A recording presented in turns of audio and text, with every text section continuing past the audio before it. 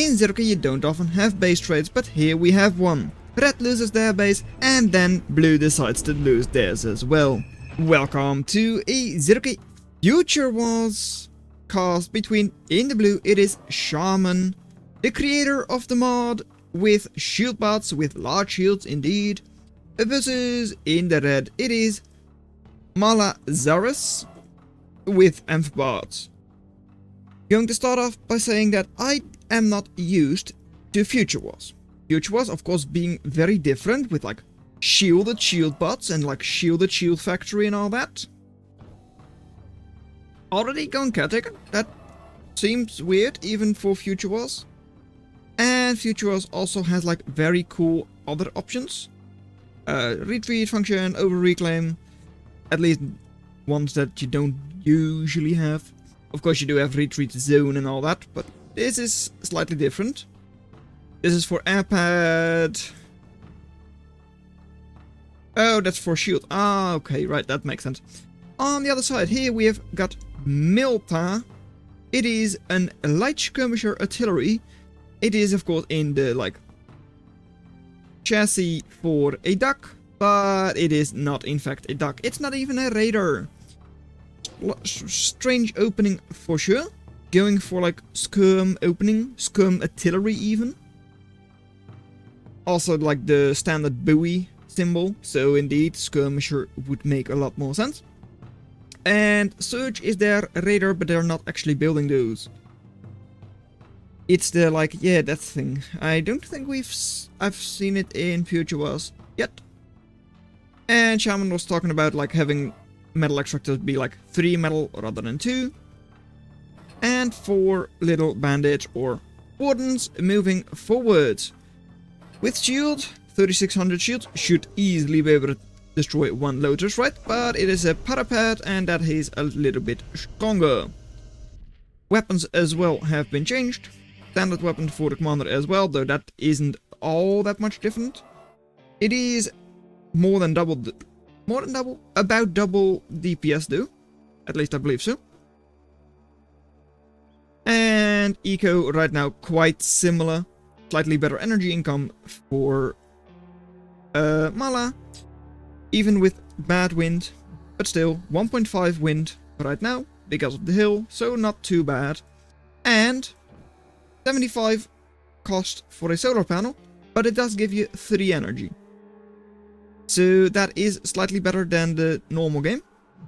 Whereas wind generators are still like 25. But also still like capped at like 2.5. Miltas are not exactly easy to spot. At least their weapons aren't. There are like bullets, projectiles, but they explode into like multiple pieces. So taking the first engagement really, really well. Facing off against shields, convicts, conservator, with like large shields, though only 1200. So it's not actually that much. Vindicator, the assault, skirmisher assault, 4000 shield, so it's a lot more. Over here, Bully, the amphibious assault coming in. It's a little bit of a flamethrower weapon. At least like Thunder flamethrower. Not that you know of it, but oh well. And Missile Barrage a lot stronger. At least it seems a lot stronger compared to the Pickets in the normal game. And Mala right now with a way better eco. And just like the Miltas, splitting into multiple projectiles. I will say Future Wars definitely has some very fun looking weapons.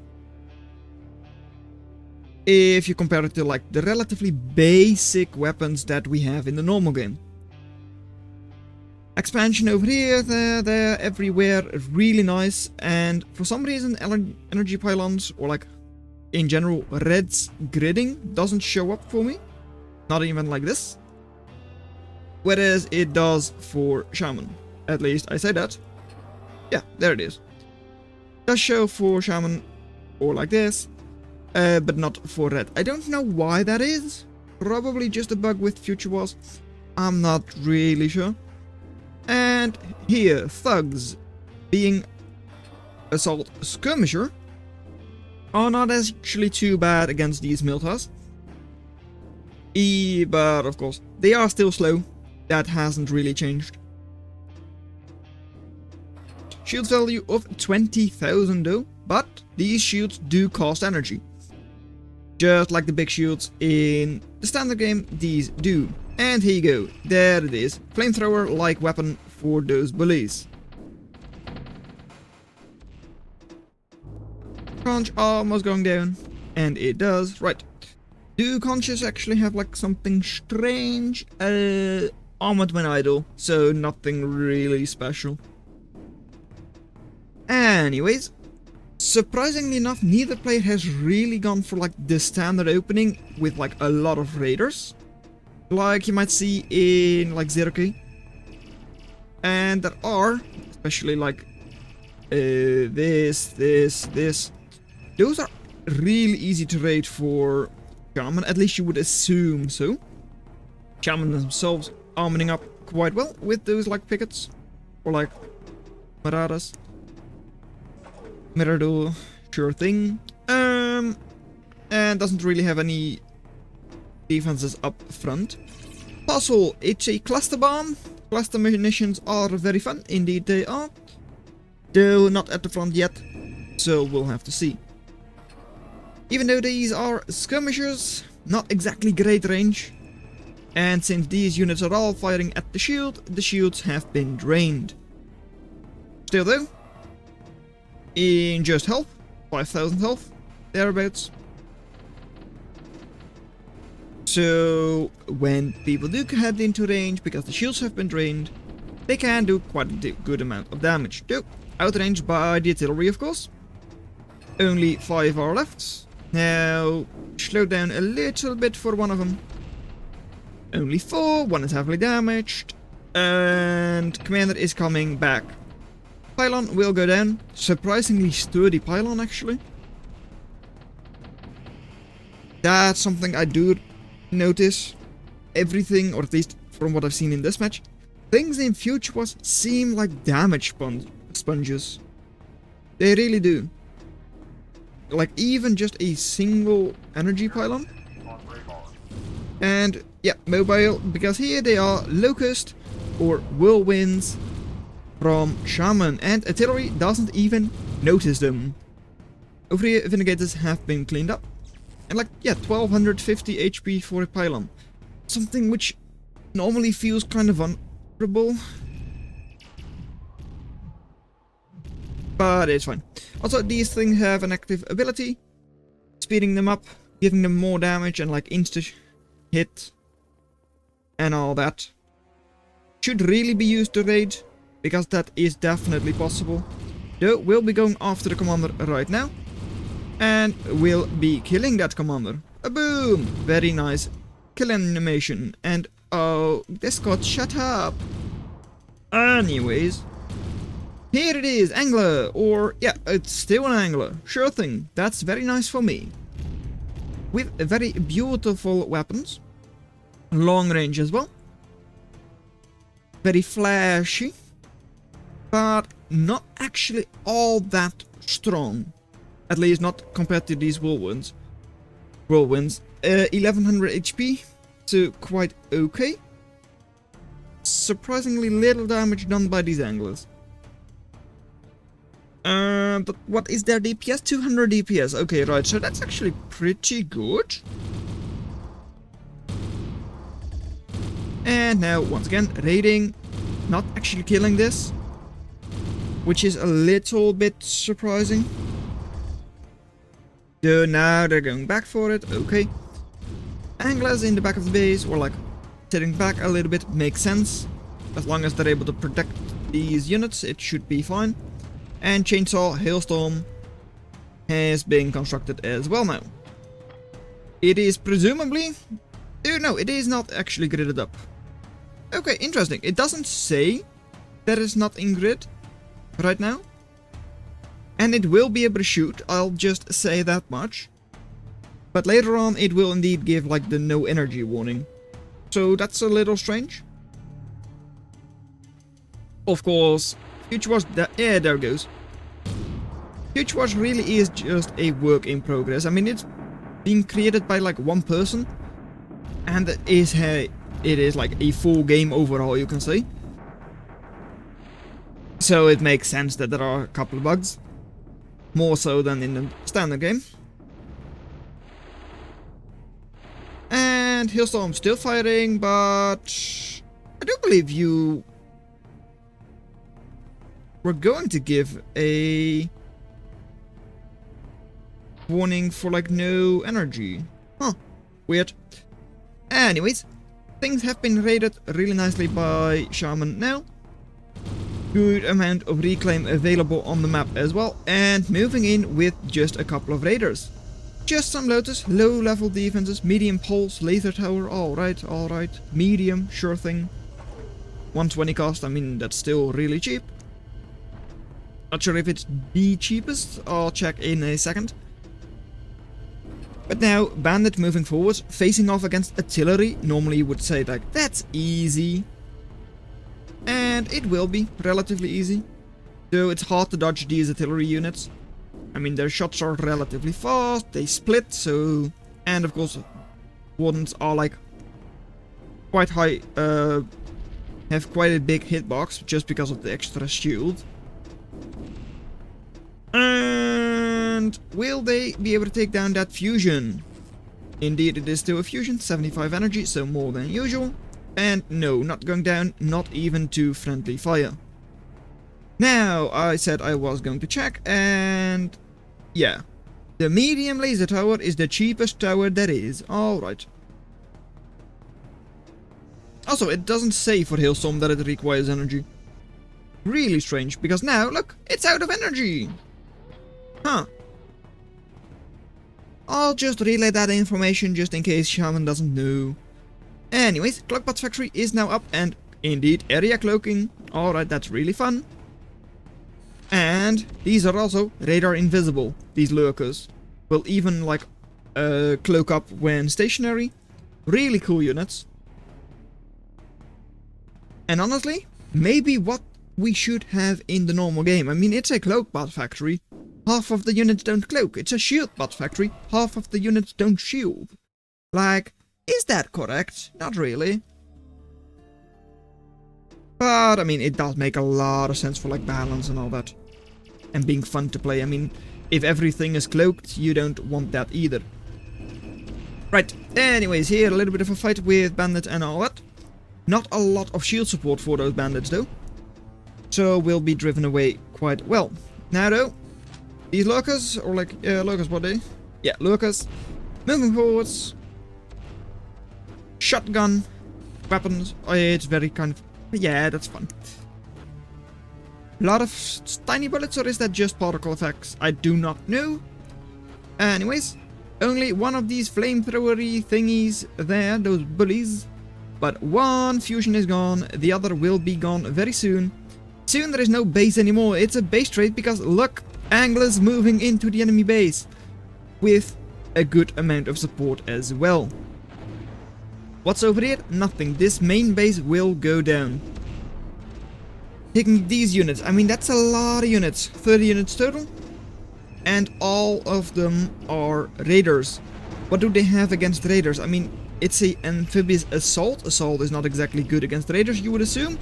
But, oh man, look at that. These artillery units have like pretty good AoE. Not like the standard ducks in zerok. Not sure what it says. Initial size, blah, blah, blah, blast wave. Right, it is expansion of 80 almost, so that's quite a bit. All of a sudden, all of those raiders are gone. This force is not easy to clean up, but EMP bombs, the imps, hopefully not like 0k strength imps, and boom, stunning half of the army already. Pickets, or like the Marlazarus, Miradors, pretty good turrets as well. And another imp will stun almost everything. Now with the shotgun raiders coming in, a lot will be cleaned up. Couple of these wardens from the back. Couple of the locusts. And yeah, there are still a good number of anglers here. But still, I mean, most of the forces have been cleaned up over here. If you look at the ground defenses, I mean, still decent, like 11 units. But heavily damaged. Turret will be doing a little bit of damage still. And raiders are still being constructed. In the meantime, Marla themselves, red, they do not have any eco. None at all. 6. And they do not have any way to spend it right now. They do have a conch, one singular conch, which will be creating a jump pad factory. But it's going to take quite a long time because it's only 7.5 metal per second for the first part. And after that it will be slowed down to 6 or even 5 because energy is even worse. Meanwhile, Shaman is going to just chip away at all of these units, trying to kill them. Range on these turrets is quite good. Well, quite good. Yeah, pretty okay. And definitely, again, fun to look at. That's definitely something you can say about Future Worlds. The effects are a lot more impressive compared to those in Zerok. Does it make it better? Not sure, but to look at, yes. Anyways, only 2 bullies are left. In the meantime, Shaman still has their commander. Plus 22, plus 16, all that. Because, yeah, reclaiming over here, Amphibot, Ambusher Factory, Cloakbot is being constructed by double Conservator. So at 10 metal per second, should allow it to be up faster than the jump pad factory, right? I mean, it's going to be close. But even if it's not up fast enough, what is red able to do? They can, of course, send these 2 bullies. Sure. And if Shaman doesn't make any defenses here, they will end up losing this base. But then again, they do still have this. Commander, 16 build power, with a couple of defenses as well. Jump out factory is almost up. We'll be creating a constructor first. Makes some sense, I will say. And there they are. A couple of these turrets again will be shooting down that bully. Shield from the convicts. Yes, I'm just going to call them convicts. Does really help out. And the last bully. Is it going to be cleaned up? Well, they're trying, but they can't really hit everything when it's close by. So, will it hit? No, it won't. This one will, and it will be cleaned up. Conservator convict will still be able to construct it. And they quit building over here. Just going to be reclaiming with that commander. Makes sense. I mean, there's still a lot to reclaim. So, in the long term, it's still going to be quite good for Shaman. And I still have a second base. Yes, all warfare is based in deception. Because they did not, in fact, have a second base. They sure had a convict on the other side of the map, and they still had their commander. They did not have a second base. That was definitely not true. Anyways, Arsonist is being constructed by Mala. And they will start to build up a little bit of eco again. Double factory is now out for Shaman. And with that extra eco, they should now be able to just clean red up, right? I mean, Arsonist, Raider Riot, does of course work well against these lurkers.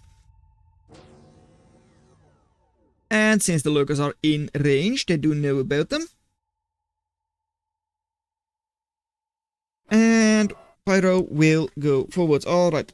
Spread Napalm disabled. Okay. Jumping away. Alright. And Waylayer. I mean, that's just again a fun unit. Ambush Skirmisher. Oh, that's really good. Laser guided and multiple weapons even. Laser guided rocket pack. And oh, that's a manual weapon. Oh, that's good.